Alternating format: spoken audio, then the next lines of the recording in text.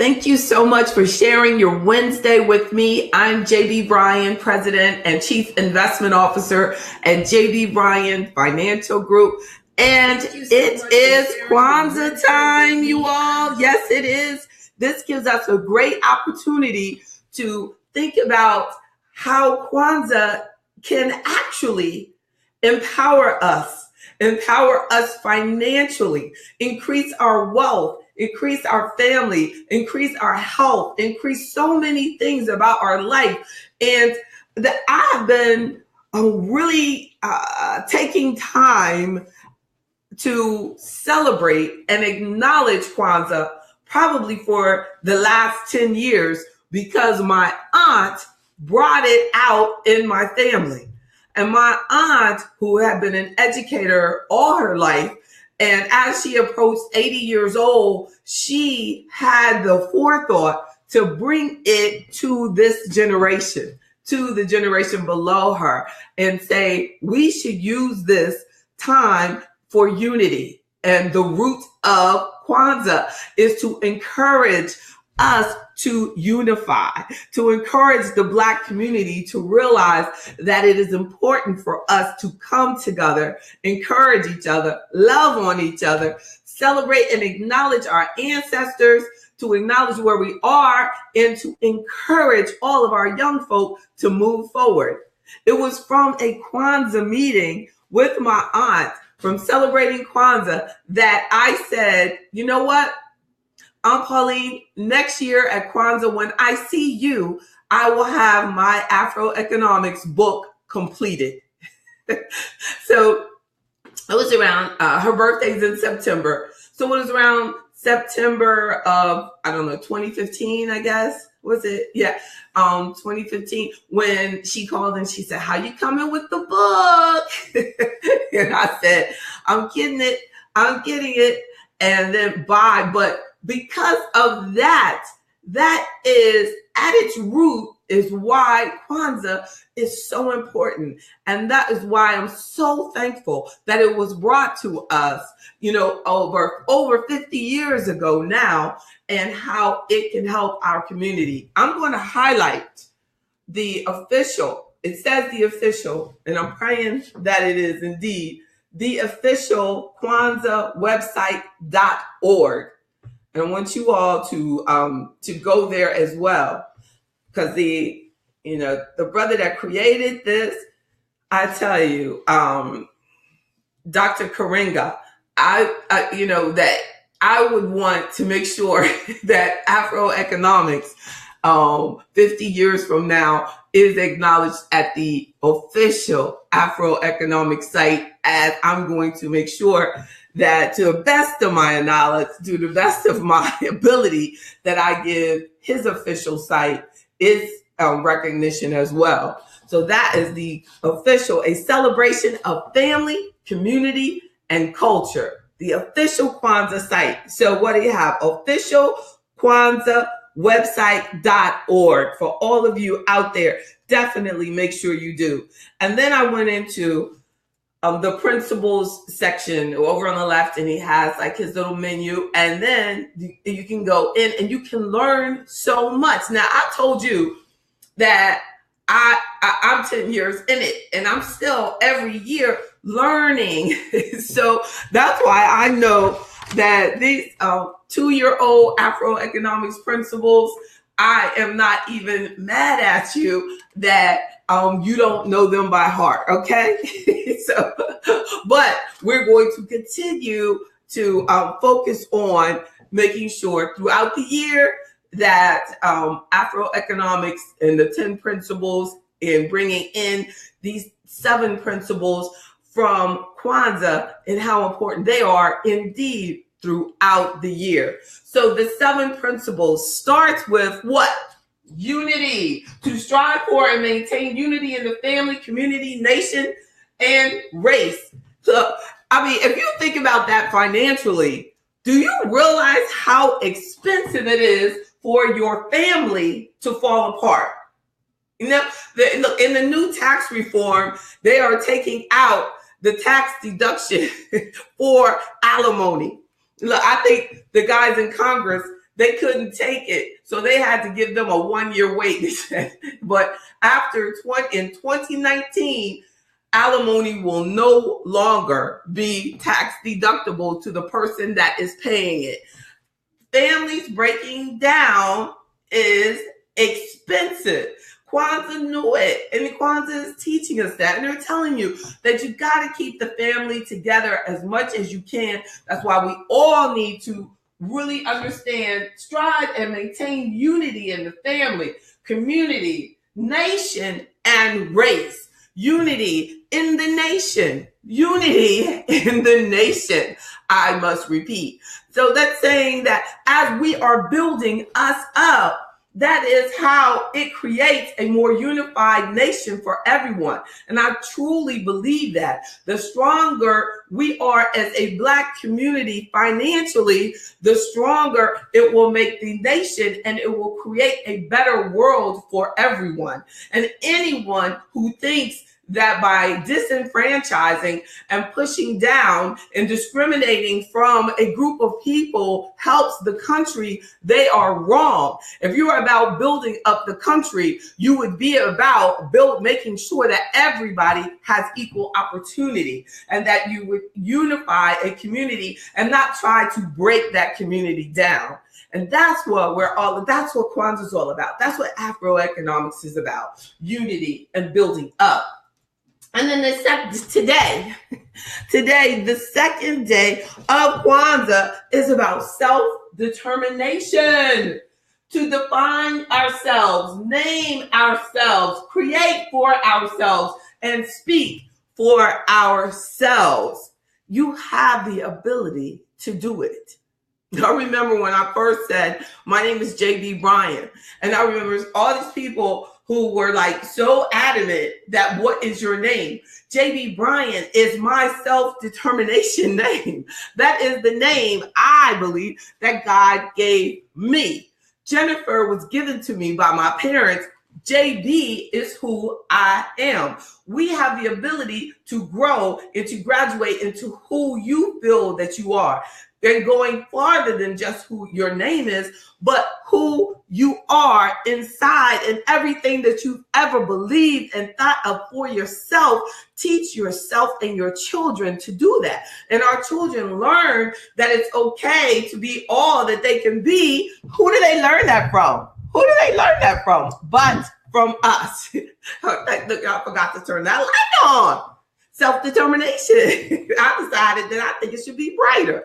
But definitely, who do they learn that from? Everything that our children learn, they learn from us. And we have to make sure that we have that confidence that teaches our children that it's okay to be themselves, to determine what their name is, who they should be.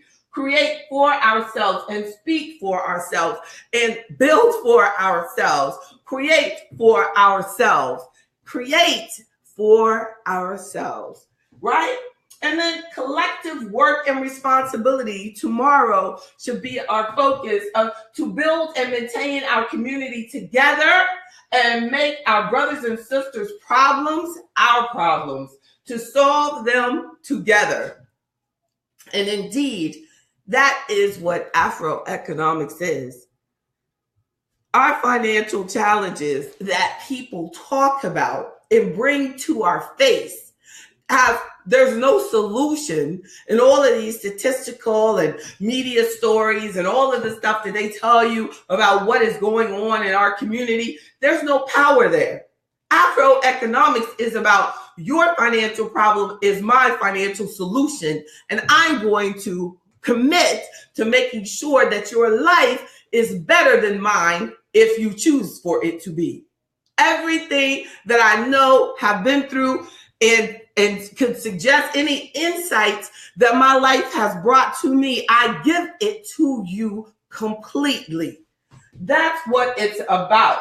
That your problem, your challenge is what my life was for. Because there's something that I see that I have been through that I can help you avoid, right? We can solve them together instead of judging and that, oh, these young people, They just won't listen. All these young people, there are more young people out there that need us and want the help and need the support than there are some young people who you might say are not listening. Just talk to somebody else, right? You can't change people, but you can change people. Get it? You can't change them, but you can certainly change who you're talking to. Change. Move over. Move on. Don't give up. Keep giving that positive message. So build and maintain our community together. And then cooperative economics, to build and maintain our stores, to build and maintain our own stores, shops, and other businesses, and to profit from them together. As I was saying this morning when I was doing like these little promotions for this webinar today on social media, I was saying it is from the members of AfroEconomics that the people who are not members benefit from your participation in AfroEconomics. It is the members that make this possible, that make this session possible, that make the workshops possible. That's why when we have the Black Business Summit in February, that's why the members come for free, because they've already paid it forward. They've made it possible. That's why the King Day brunch in January, members come for free because they made it possible. That's what it is. We profit together. They profit from my effort, from my work, because of what they put into it. That's what it's about. Cooperative economics. Too often, we spend money with businesses that don't do anything to support or encourage or create or build a better world for you and your family, your community. And see, that's a problem. It doesn't matter what color they are. What it matters is what their mindset is, what their psychology is. Are they a good company for the planet? Are they trying to make the world a better place for everyone? Be aware of who you do your business with and where they are and what they're trying to build. What are they about? Cooperative economics? Or are they about greed? So you have to be about what you're building. What are you investing in? What are you putting your hard-earned money into? Or, how are you building and maintaining your stores? Are the stores that are in our neighborhoods helping and building and maintaining our neighborhoods? Or are they just putting and pulling our neighborhoods down? Are they putting up too many liquor stores? Or are they putting up bookstores and coffee shops? So we need to be conscious of that, and we need to get active, proactive about what businesses and whose businesses are tailoring and focusing on us. So then purpose. So we're down the first day, unity, self-determination. Second day, today, we're all focusing on ourselves and what we can contribute to create for ourselves and speak for ourselves and to build ourselves and to define ourselves. As I see in AfroEconomics, a big part of becoming self-reliant and financially independent, the second principle of AfroEconomics. And then the third day, collective work and responsibility, which led us to cooperative economics, to build and maintain our stores and other businesses and to profit from them together. And I reiterate, profit from them together doesn't mean that you have to actually take your profits from your store and then just give them out to miscellaneous people.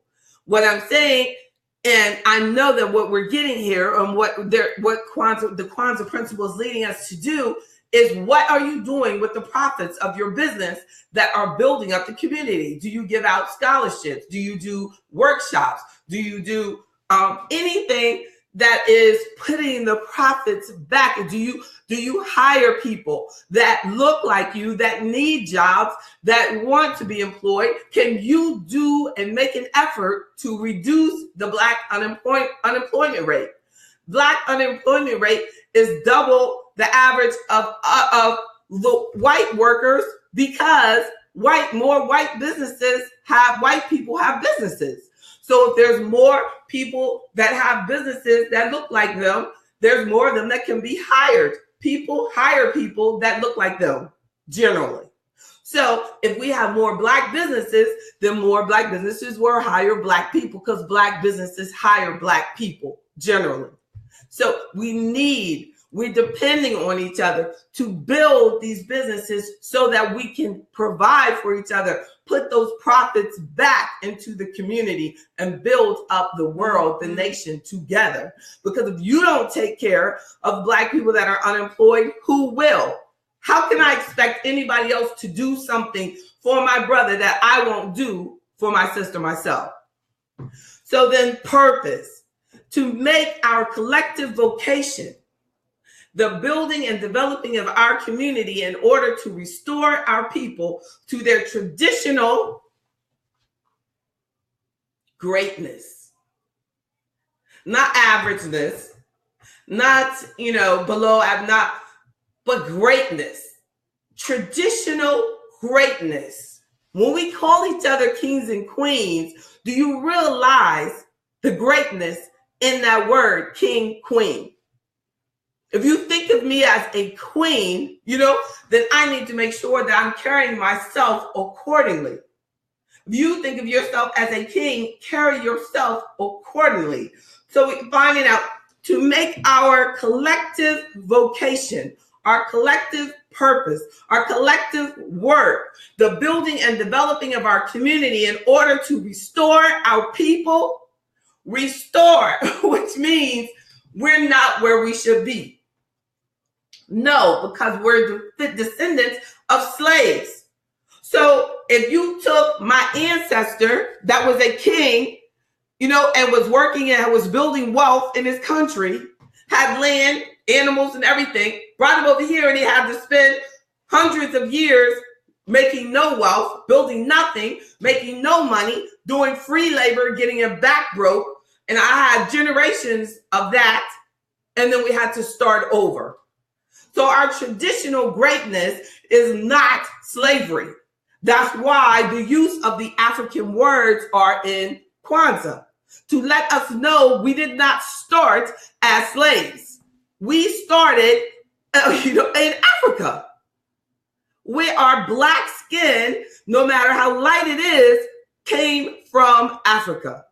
So this is what our traditional greatness is for us to believe that we can be kings and queens in our own right, and by being the best that we can be, by identifying with our great purpose, by identifying that you have a particular responsibility to build your community, your nation, to be as great as it's supposed to be because of our commitment to pure excellence, to making things better in this world, by inventing things, by creating businesses, by employing people, by teaching children, by taking young people under your arm and making their life better and teaching them, yes, I made that mistake, but this is what you should do differently. We let too many young people trip up, fall on their face, because of our own inadequacies, insecurities, and doubt. And that's why a big part of this is about first, right? That you have to become self-determination, to realize that you are more than what you see here in a history book. We have to teach our children that you are more than that. When you don't want their classmate that doesn't look like them to only identify with them as, oh, those are the people that they were slaves. No, those are the people that were stolen from their country, and their people built this country from their efforts and were promised 40 acres and a mule and did not receive it. Who by their very existence and sound mind are a statistical anomaly. Yes, you are. That's the way our young people need to think of themselves. And then so let's look. So we have Nia, and then we have creativity. Creativity. So we know our purpose and our creativity to do always as much as we can in the way we can in order to leave our community more beautiful and beneficial than we inherited it. Leave our community more beautiful and beneficial than it was when we got here in our community that we're living in today. This world, to make it better.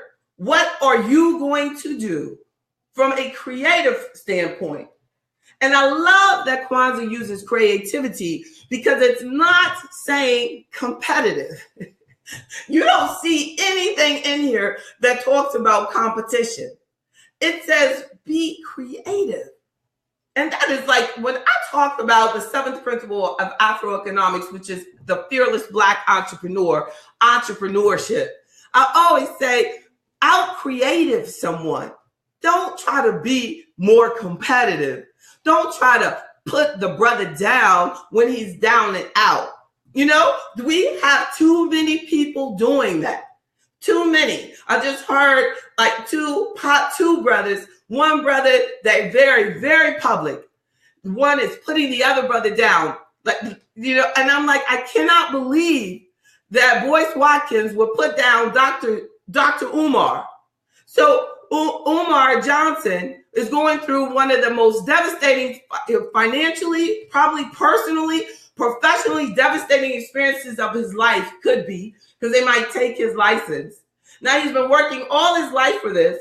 And then you have another brother telling the world that Dr. Johnson is not worthy of being called a Dr. Johnson and that he doesn't like him. Now that is not within our Kwanzaa principles.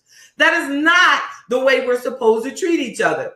We are supposed to be cooperative and be creative, but I don't need to beat you down when you're at your worst. I need to learn from you. What can I do to help you and build you back up? Sometimes I meet people when they're going through the worst time of their life. They may have had a spouse die or a mother die, or father die, or they're going through a drastic divorce. You know, why shouldn't we be there for each other during those times?